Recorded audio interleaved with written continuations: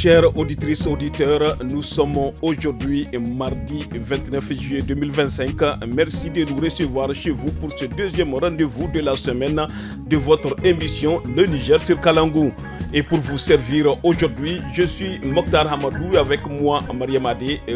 Bonsoir Mariam, comment vas-tu? Ça va très bien Mokhtar, et toi? Je vais bien, alhamdulillah. Alors faisons un petit coucou au technicien du jour, Issa Lawali, et au chef d'édition Adam Adawaki. Dis-nous Mokhtar, quel est le menu d'aujourd'hui?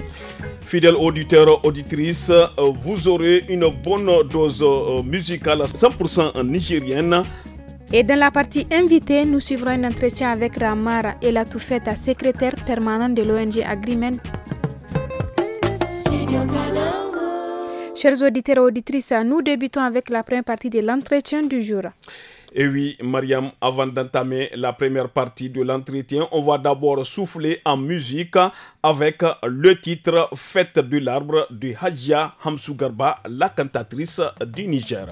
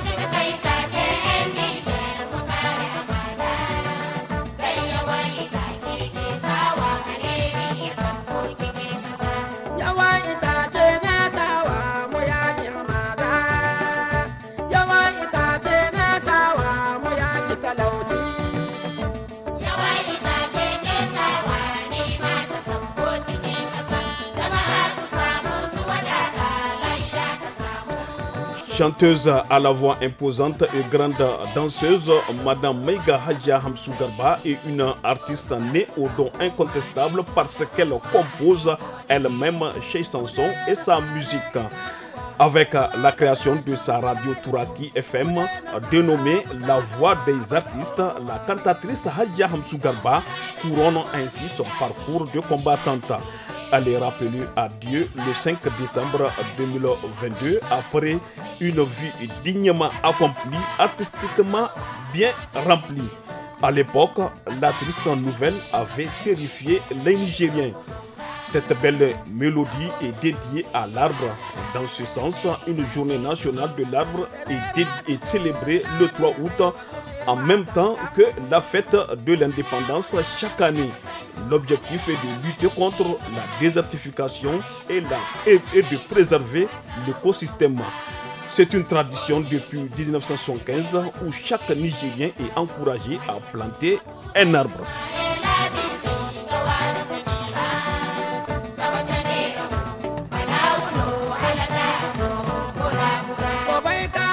A-t-on coutume aussi de dire quelqu'un qui a planté un arbre n'a pas vécu inutilement.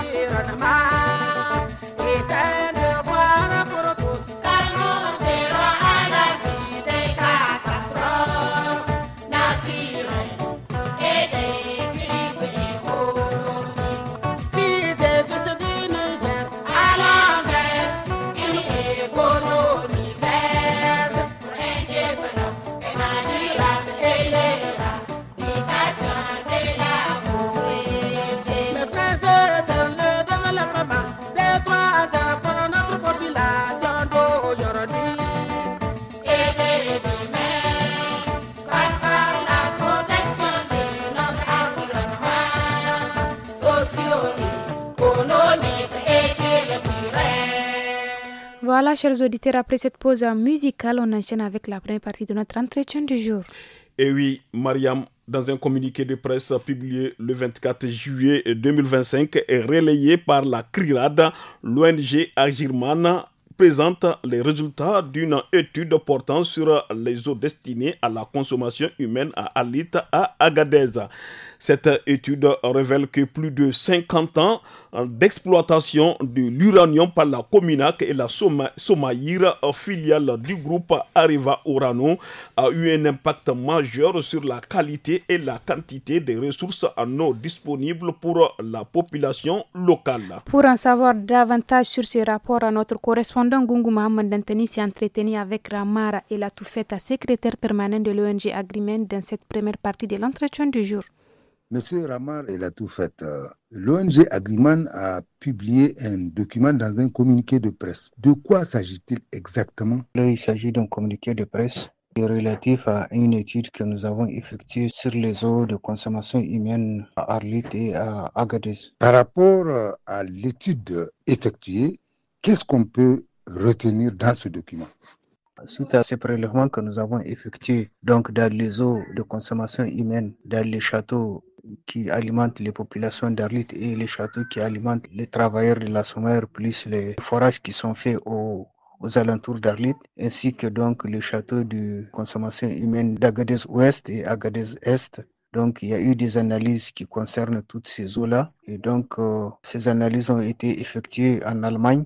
Donc, suite à ces analyses, il a été relevé un certain nombre de dysfonctionnements dans la qualité des eaux. C'est cela l'objet du communiqué de presse. Qu'est-ce que révèle ce document par rapport aux études effectuées? Donc, les analyses effectuées révèlent aussi que l'exploitation de l'uranium à Arlit a un impact très sérieux sur la qualité des eaux. D'abord, il y a l'épuisement d'un certain nombre de nappes et ensuite, il y a la qualité de l'eau qui est sérieusement entamée. Ce qui fait donc qu'on attire l'attention des consommateurs et l'attention des autorités sur le fait que la Cominac ait arrêté le raménagement du site pourrait avoir un impact négatif sur la qualité de l'eau à Arlit et même dans la région. Et aussi, dans ce document, il est aussi relevé qu'au niveau d'Agadez, donc, il y a le château ouest d'Agadez qui présente un certain nombre de résultats qui dépassent les normes du point de vue radioactivité. Donc c'est le château ouest. Le château est d'Agadez a de bons résultats. Le château de la ville d'Arlit lui-même,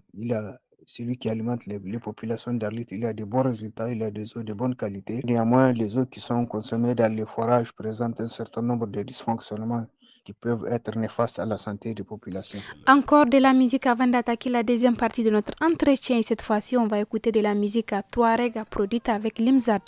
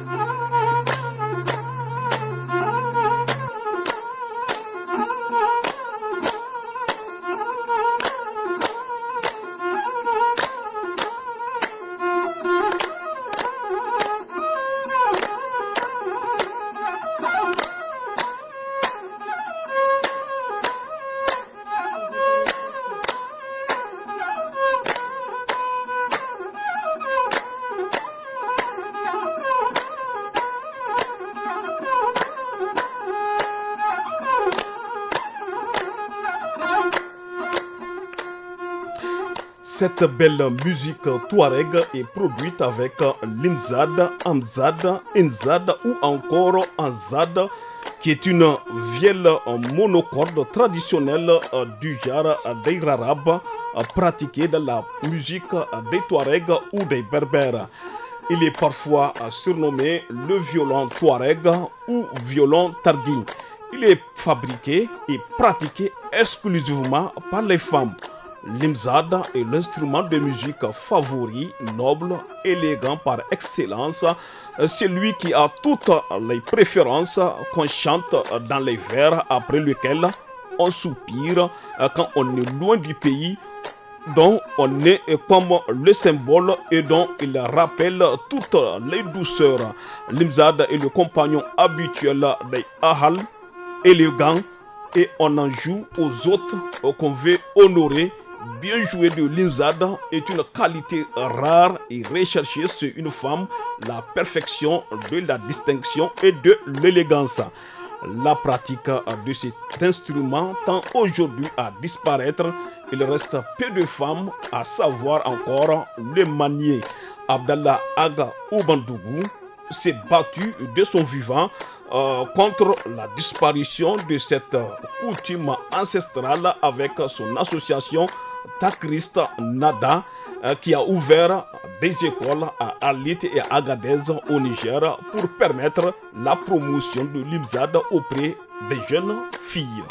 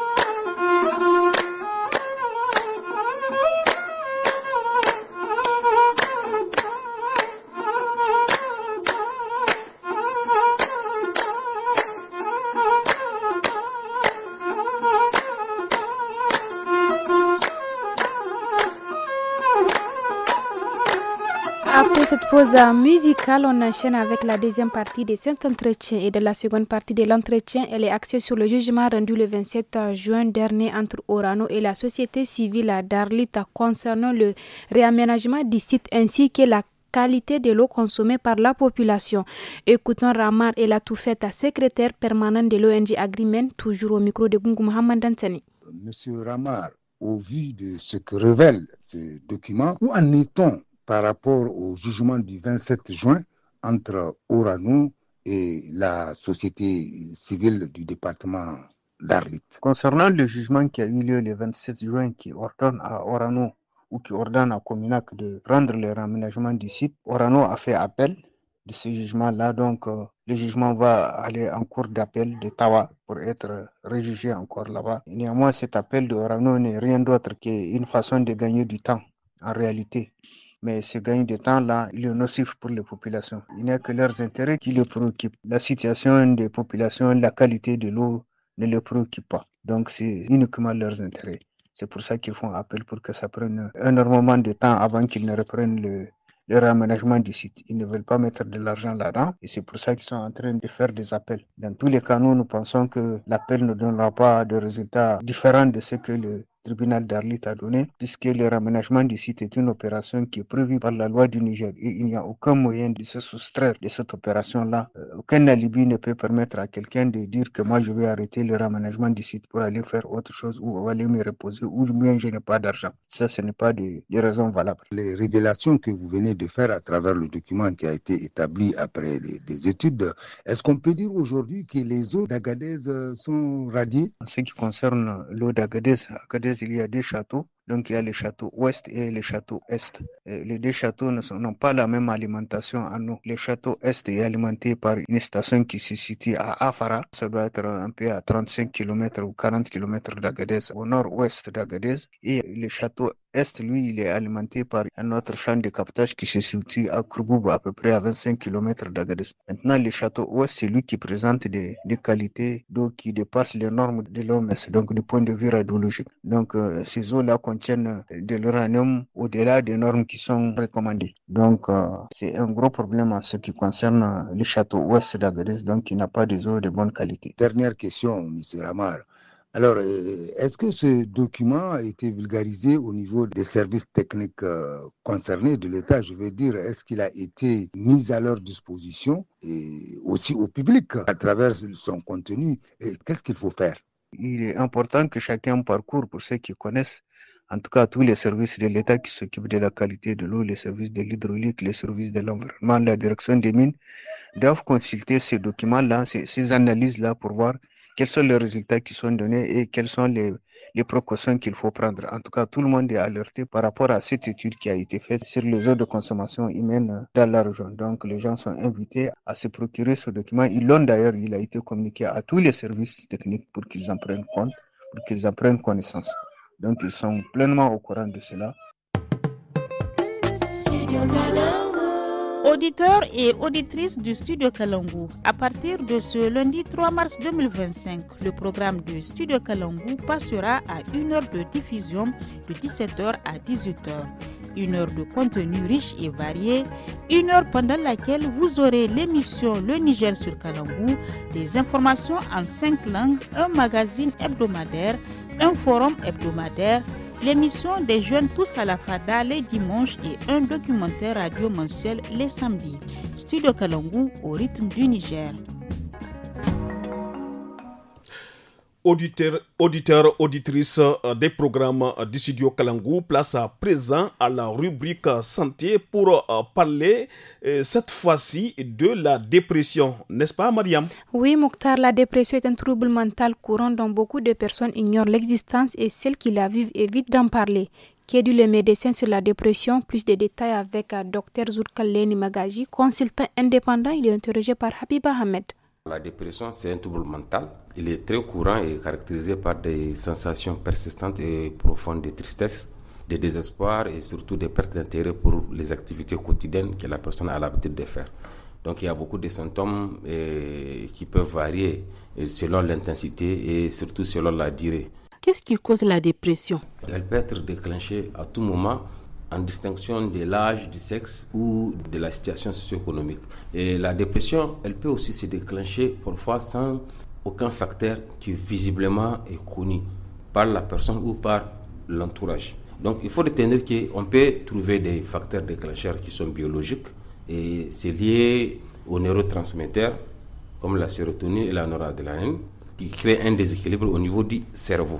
Donc d'autre part, il y a des facteurs aussi environnementaux, il y a des facteurs psychologiques, il y a aussi des conflits qui peuvent en conduire à favoriser le développement de cette pathologie. Il y a surtout une perte majeure dans la famille de la personne, dans son entourage ou dans la communauté. Et une perte majeure ne veut pas dire uniquement la perte d'un être cher, ça peut être la perte de son budget, ça peut être la perte du travail, ça peut être la perte de sa maison, ça peut être la perte d'un conjoint ou d'une conjointe. Ça peut favoriser le développement d'une dépression. Comment se manifeste la dépression? Au début, les symptômes vont s'apparenter à juste une fatigue. La personne va sentir qu'elle est épuisée, elle n'a pas de force et elle sent une tristesse qui varie selon la durée et l'intensité. Il y a certaines personnes où ça peut les prendre la moitié de la journée. Il y a d'autres, ça peut les prendre toute la journée jusqu'à arriver à un point où la personne ne peut plus mener les activités quotidiennes qu'elle a l'habitude de faire. Donc, c'est ça, en fait, les premiers signes que vous allez trouver au niveau de la personne. Il y a aussi un changement au niveau de l'appétit, donc de l'alimentation, et au niveau du sommeil.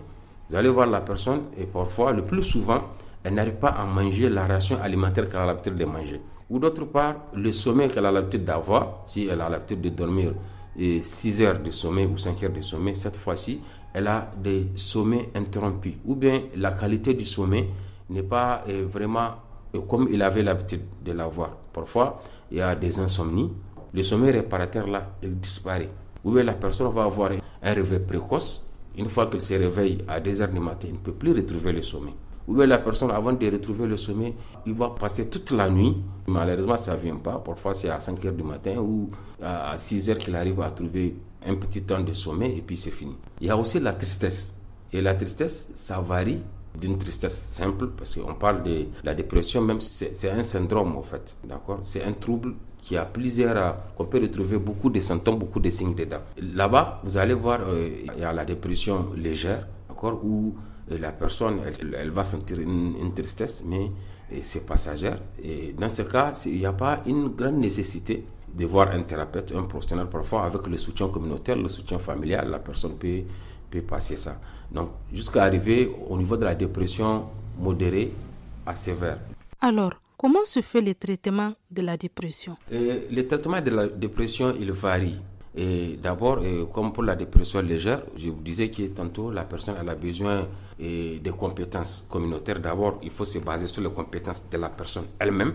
Comment elle a l'habitude de gérer ses difficultés, comment elle a l'habitude de gérer ses problèmes. Il faut lui rappeler ces compétences-là.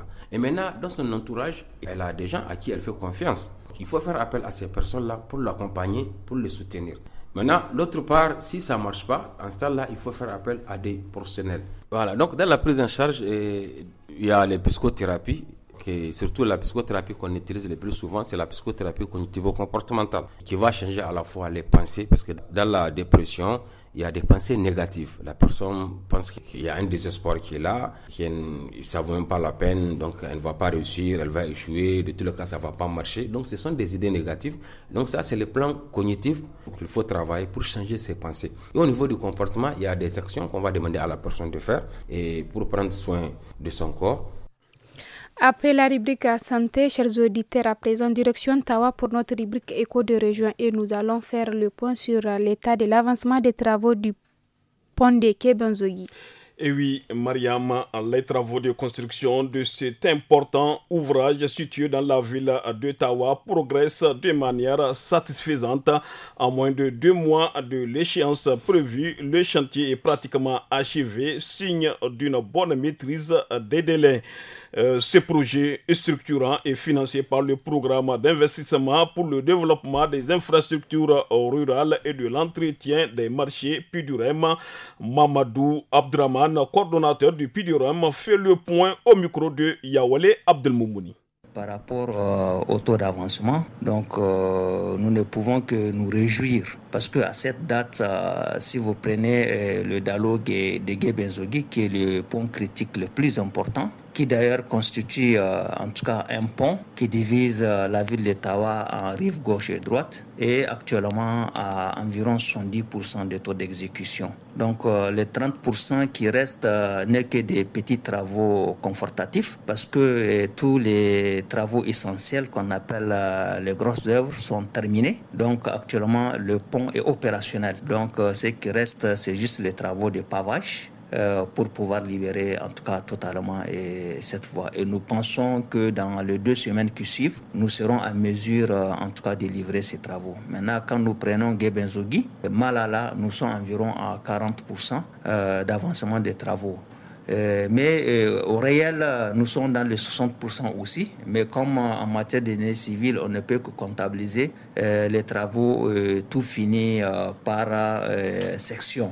Parce que globalement, si vous prenez tout ce qui est fouille et fait du PK début jusqu'au PK fin, et maintenant, c'est les travaux génie civils qui consistent à faire le ferraillage et le coulage du béton que nous sommes en train de faire. Donc là aussi, nous pensons que dans le délai, nous serons à mesure aussi de livrer. Mais pour le moment, nous avons fait en sorte que nous assurions la sécurité des riverains par rapport au risque d'inondation.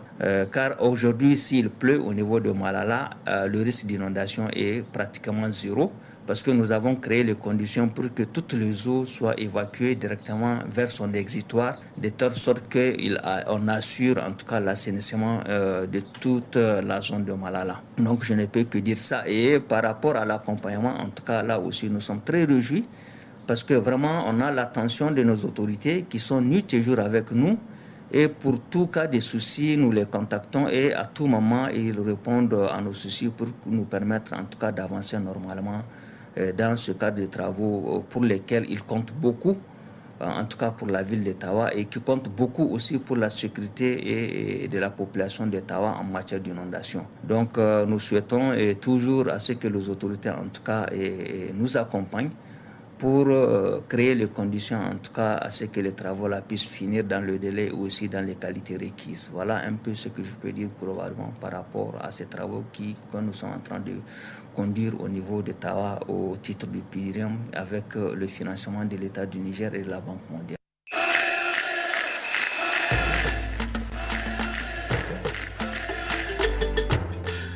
Auditrices, auditeurs des programmes du studio Kalangou, venez de nous prendre en cours, c'est l'heure du sport et notre chroniqueur sportif Adam Sariou est avec nous dans ce studio. Soumana Amadou, bonsoir Adam. Bonsoir Mokhtar, bonsoir Mariam. Bonsoir Adam. Eh bien, débutons cette page sport avec un mot sur le MENA version Chan qui a terminé son stage de 10 jours dans la capitale camerounaise. Eh bien oui Mokhtar, pour son dernier match avant de rejoindre Kampala, la capitale ougandaise, le MENA national version A' a battu hier après-midi le Dynamo de Douala par le score de 2-1. But marqué par Moussa Kassa et Shamsidine Loukman.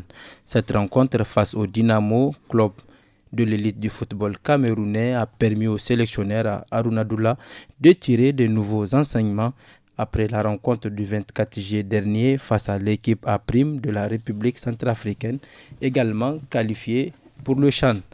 Le groupe du MENA rejoint son camp de base à Kampala avant de se concentrer sur sa première sortie dans la compétition le 4 août prochain contre la Guinée. Merci bien Adam pour ce point sur la préparation du MENA version Chan. Changeons de registre et parlons d'arts martiaux avec l'université d'Anduko Donkolodo de Maradi qui accueille depuis le vendredi dernier la 4e édition de la Coupe IDDM de Taekwondo. Ce tournoi réunit plus de 300 athlètes, filles et garçons venus de toutes les régions du pays. Dans une ambiance à la fois compétitive et conviviale, ces jeunes s'affrontent sur le tatami pour une véritable mise en jambe. Pour Alirou Manzo, président du jury, le taekwondo, bien que peu soutenu au Niger, continue de mobiliser la jeunesse. À ses yeux, cette compétition en est la preuve concrète. Il s'exprime au micro de Mohamed Maman. Tout se passe bien techniquement et les athlètes ont un bon niveau. Si vous me dites de parler de taekwondo au Niger, je vais dire que le taekwondo c'est le premier sport du Niger. Jusque-là, seul le taekwondo a pu apporter 2 médailles olympiques, notamment celle de Abdrazak Issoufou Alfaga et celle de Maharana Tijani. Donc à l'international, c'est le taekwondo qui fait briller les couleurs du Niger. Et à l'international, jusqu'à présent, notre équipe, quand elle se déplace, les moissons sont vraiment inestimables. C'est un art qui évolue au Niger. Malheureusement, il n'est pas soutenu. Le taekwondo manque de sponsoring. Même l'État néglige le taekwondo. À part même les médailles olympiques, n'oublie pas, le même Abdrazak Issoufou Alfaga, il est champion du monde de la catégorie plus de 80 kg. Donc, un art dans lequel un pays peut avoir un champion du monde, normalement, on doit préparer la relève. Donc, je vais dire que l'État doit prendre en charge quelques athlètes qui vont encore amener des médailles internationales, donc des médailles olympiques et du championnat du monde. Déjà, on a commencé à avoir des problèmes ici au niveau régional. Avant, Maradi est l'une des régions qui a plus d'athlètes féminines que toutes les régions. Mais malheureusement, le genre là, on est en train de le perdre à Maradi. Maintenant, on a un problème vraiment des filles seniors. Merci beaucoup, Mohamed Maman, notre correspondant depuis la capitale économique du Niger. Et pour finir, parlons de karaté avec un jeune Nigérien qui vient de graver son nom dans l'histoire du karaté nigérien. N'est-ce pas, Sariou Adam? Eh bien oui, Mokhtar, Ibrahim Seini entre dans l'histoire du karaté nigérien en offrant au pays sa toute première médaille d'or dans la catégorie de moins de 57 kg au championnat d'Afrique de karaté qui s'est déroulé dans la capitale nigériane, Abuja, du 25 au 27 juillet courant. Chers auditeurs, c'est l'essentiel de cette page sport. À demain pour d'autres informations sportives. Merci beaucoup, Sariou Adam, pour toute cette page sportive. Très bonne soirée à toi. Auditrices, auditeurs des programmes du studio Kalangou, si vous venez de nous rejoindre, vous êtes à l'écoute de l'émission Le Niger sur Kalangou. Et maintenant, place à présent à notre chronique Loti du jour. En cette saison de pluie, les enfants ont besoin de soins particuliers afin d'éviter les maladies et certains risques liés au climat. Cette période marquée par l'humidité et la fraîcheur expose les plus jeunes à divers risques sanitaires, notamment les infections respiratoires, le paludisme et les maladies liées à l'eau stagnante. Il est donc important de prévoir des vêtements adaptés pour les enfants. Écoutons plutôt les femmes de Kalangu à ce sujet.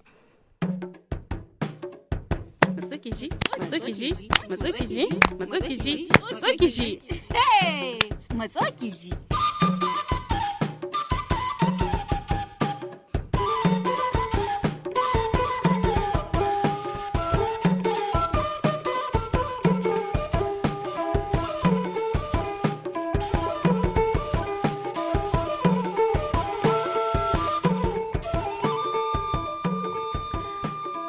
Sannunku abokaina yaya ne ake ciki a wannan lokacin na damuna kuna ganin gata nan ta shigo da ƙarfi ina ta shawarwari ni kadai na ce tsaya dai in taɓo ku ya ne kamata mu kare yaran mu a wannan lokacin. Ya ne Hamsa kina lafiya? To ni ina ganin kamar yana da muhimmanci mu kula da kayayyakin da suke sawa ya kasance kuma kamar masu zahi ne a sa musu wasu hulluna don ma ba mu sa musu abubuwan nan da ake sa ga hannu don kare ƙananan yara don kaɗari ya samu ya kama su. Haka ne Zara, na yarda, amma yaya za mu yi da gidaje? Yaya za mu yi gidanmu ya kasance kullum a cikin ɗumi kuma yara su shi daɗin zaman shi? Haka take amsa ki ta yi daidai Anna. Ina gani yana da mahimmanci sosai mu tsabtace gidajenmu a kodayaushe sannan kuma mu kula sosai da shiga da fice na yara. Kina da gaskiya fa Hamsa, kuma ina so in tambaye ku, me za ku ce game da abinci da wani ruwan sha ko abin sha hakan ga? Shin kuna da wasu shawarwari da za ku ba mu ta yadda za mu ba yaranmu abinci na kwarai mai gina jiki a cikin wannan lokacin na sanyin damana? Haka ne Zara, ina gani lalle ya kamata a ba su abinci masu gumi da kuma masu gina jiki. Sannan kuma mu kula su rika shan koko mai gumi da zazahi. Hakanan zai sa sanyi ba zai kama su ba. To, ni yanzu kun yi zancen zazahi, kun yi zancen a gunguma ɗaki.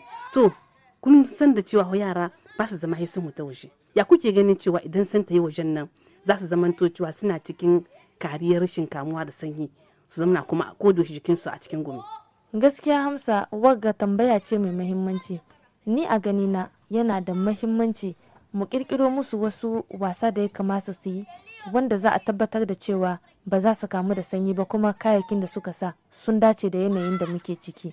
Kuma a tabbatar cewa da sanyi zai fara sabka ko za a fara ruwa a tattaro yara duka a sasu cikin gida. Lalle na yarda Zara. Na gode yan uwana mata da wannan hira da muka yi mai muhimmanci. Ina ga yanzu na samu dabaru da dama ta yadda zan kula da lahiyar yarana kuma in kare su daga sanyi a cikin wannan lokacin damana. Madalla Anna, a jimilce dai zan iya cewa kawai mu kiyaye kuma mu ɗauki hanyoyin da suka dace saboda ta haka nan ɗai ne za mu samu mu kare yaranmu a cikin wannan lokacin na damana da kuma sanyi da ke ta shigowa. To kun gani aka ce shawara ɗaukan ɗaki yan uwana gashi nan mun yi tattauna kuma mun samu dabaru. Allah ya kare mu da yaranmu. Na gode muku. Amin.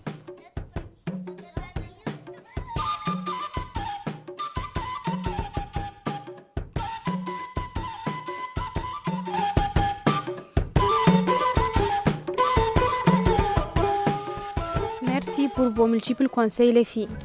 Nous sommes à la fin de cette édition de votre émission Le Niger sur Kalangu. Au micro, c'était Mariam Adé et moi-même Mokhtar Amadou. La technique a été assurée par Issa Kalawali à l'édition Adama Dawaki. Excellente soirée à tous. Bye bye.